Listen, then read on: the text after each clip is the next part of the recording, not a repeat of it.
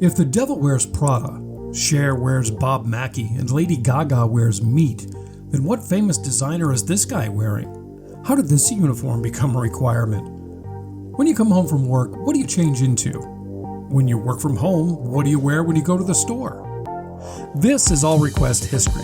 If you've ever wondered about the history of, well, anything, you're in the right place. Hit subscribe here, then send us your request in the comments. If chosen, we'll produce, record, and post your history request. Thanks this time to Chris T. of Naugatuck, Connecticut, for requesting the history of the t-shirt. What began in the 1800s as a necessity has gone on to become one of the most common clothing items in our wardrobe. Mostly men kept warm by wearing a one-piece undergarment, like an adult onesie. This kept them warm while working outside or in the factory, but when temperatures got warmer, like in the summer, they learned to cut them into two pieces. To keep cooler, the lining would be taken out of the pants and they would leave the shirt on. The sleeves were often ripped off to help stay cool, and now the shirts were in the shape of a T. They were referred to as the t-shirt. They remained popular, but not just for men. It may not have been acceptable for the fashion of the time, but women were accustomed to wearing heavy, tight, wired corsets that were bulky and sometimes took two people to put some of them on. Some women discovered that this t-shirt that their man was wearing could be pulled over their head very easily and held everything in place nicely. In the 1880s, the U.S. Navy made the shirt a standard issue for every soldier. When bleached, pressed, and starched, the t-shirt made a perfect undergarment for the crisp, clean naval uniform. While they were working or on R&R, the soldiers would take off the uniform shirt and wear only the t-shirt. This look began to catch on. P.H. Haynes began making these shirts commercially available in 1901. In 1910, a Rhode Island cotton company followed. They were called Fruit of the Loom. In the 1930s, most colleges used the shirt as a standard sports practice shirt. Then in 1938, a big surge of popularity came when the popular Sears and Roebuck catalog advertised, and the marketing read, "It's an undershirt, it's an outer shirt," and they called the shirt the GOG, which was a nickname for U.S. soldiers. They also used the tagline, "You don't have to be a soldier to have your own personal t-shirt."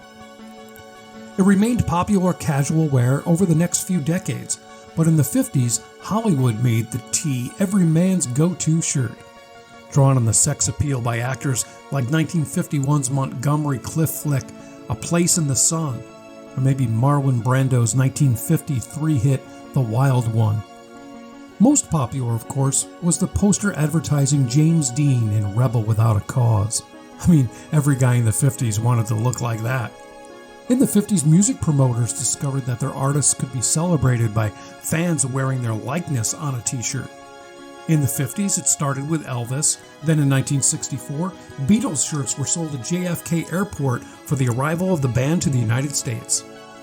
In 1967, what might have been the first marketing plan that we now call merch, the Monkees sold band-printed shirts at all their concerts. In 1968, seeing the profit potential, a company called Winterland Productions produced band and concert t-shirts for almost any band that they could use. The shirt gets another boost in the summer of 1969 on Max Yeager's farm in Bethel, New York.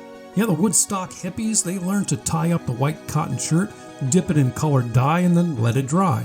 The tie-dyed t-shirt became the perfect representation for the culture and the style of this psychedelic era. After that, this trend became wearable art, and it really took off. It was the perfect blank canvas to add logos, designs, pictures, and even the smiley face. And although Paramount would have you believe that Forrest Gump discovered the smiley face shirt, it was really a graphic designer named Harvey Ball. As we enter into the 70s, no wardrobe would be complete without a rock band t-shirt. Rolling Stones, Boston, Zeppelin, Pink Floyd, Yes, Queen, and if you're a serious music fan, maybe even Chicago, Foghat, or the Bee Gees. In the 80s, the t-shirt may as well have been standard issue high school uniforms. Printing and silk screening allowed self-expression, personalization, and funny possibilities that were endless. Colors, graphics, catchphrases moved up and down the halls of public schools, everything from MTV to Mario and from Coke to Mickey. The 80s saw a trend of ripping off the top sleeves to create a muscle tee. They were mostly associated with surfer dudes and bodybuilders showing off their guns. Even if these guys never beat anyone, though, the shirt did gain a bad nickname for some guys' wives. Well, you know. The 90s brought new tech like wrinkle-free cotton, computerized printing, and the fitness trend sparked the new peak and wicking materials to draw moisture away from the body working out. The 90s fashion trends also embraced the t-shirt as a mainstay and incorporated it into many fashion designs. Now that t-shirts were part of every wardrobe, the 2000s started to mix up its creativity.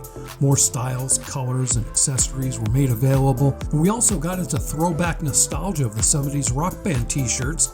It regained its popularity. In fact, a Zeppelin t-shirt recently sold for $10 grand. That was the same price that was just paid for an original Stones Lick t-shirt. T-shirts are now acceptable dress almost anywhere that's not listed as formal dress only, and there's even some ways around that. After the pandemic, more people began working from home, so t-shirts may now be the most popular work clothes. Before we go, let's take a beat to recognize our list of the most popular t-shirts of all time. Thank you to Mick Jagger, Napoleon Dynamite, John Lennon, Wham, or Duran Duran, or Frankie, depending on who you listen to, Beverly Hills Cop, Stone Cold Steve Austin, Sly Stallone, Ferris Bueller, Drug Abuse Resistance Education, New York City, and Charlie Brown. Well, thanks for checking in. Are you curious? Leave your requests in the comments, then hit the subscribe button here so you'll know when you're on All Request History.